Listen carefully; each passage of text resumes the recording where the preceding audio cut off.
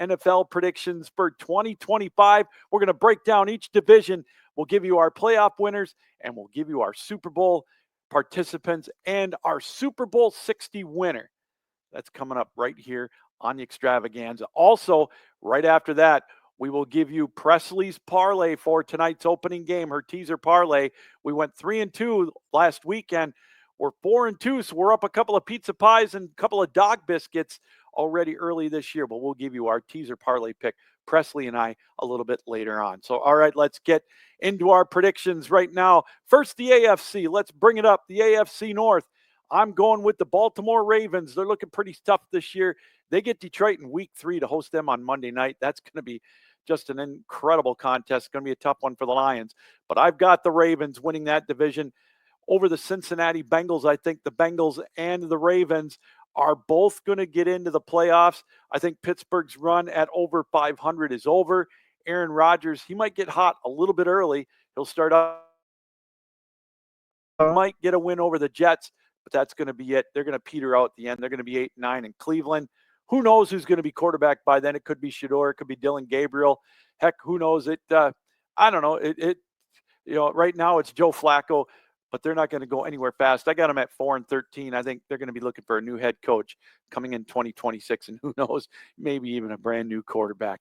In the AFC East, I've got the Buffalo Bills. I think this is their year to get to the big dance. They're going to be 14-3 with I just think everything in the AFC is going to go through Buffalo. They're going to be 14-3. Look for New England. They're my surprise team. They're going to knock on the door to get into the playoffs. I don't know if they're going to quite make it, but they're going to be at 9-8. I think Mike Vrabel is going to have that team with a winning edge. Maybe a year too soon to get into the playoffs, but I like New England at 9-8. Miami, I don't know what's going on down there. I don't know if Tua is going to stay healthy. And when you got Tyreek Hill, you don't know if he's going to show up. Their defense isn't what it used to be. I'm going with 7-10. And Aaron Glenn, he's got such a hill to climb right now in New York. They don't know whether they're coming or going. He's going to bring some toughness to him, but he doesn't have the talent at the quarterback position. I'm sorry, Justin Fields. I just don't see it. I think the Jets are going to be one of the worst teams in all of the AFC. So I'm going to put them at 3-14. In the AFC South, this might be one of the weakest divisions in all of pro football. Houston is going to win this one, I think, by default. I think they're going to go 10-7. Tennessee could be another one that'll surprise you. Watch out for Cam Ward. I think he's got the inside track for the Offensive Rookie Player of the Year. And I think they're going to surprise some people there in Tennessee. I like their defense. They're going to be 9-8. They're going to be close to a playoff berth. I don't think they're going to get in, but it's going to be an improvement. Jacksonville, I just don't know. They're such an enigma. They could potentially win 10 or 11 games. This division's up for grabs. This one was a tough one to pick. But I'm going to go with Jacksonville. They're going to improve, but they're only going to be at 8-9. They're still away from being any kind of a contender under Trevor Lawrence. And finally, Indianapolis, I don't know what the hell's going on there either with Richardson. I don't know if Danny Dimes is the answer, but I think their answer is 4th place. I like Indianapolis going 6-11.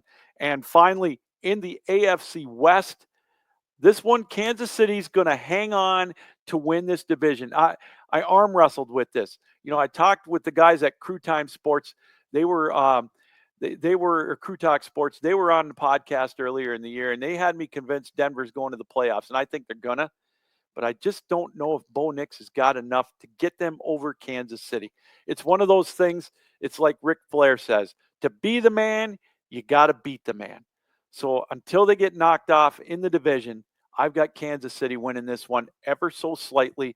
This is going to be a very competitive division, as you can see.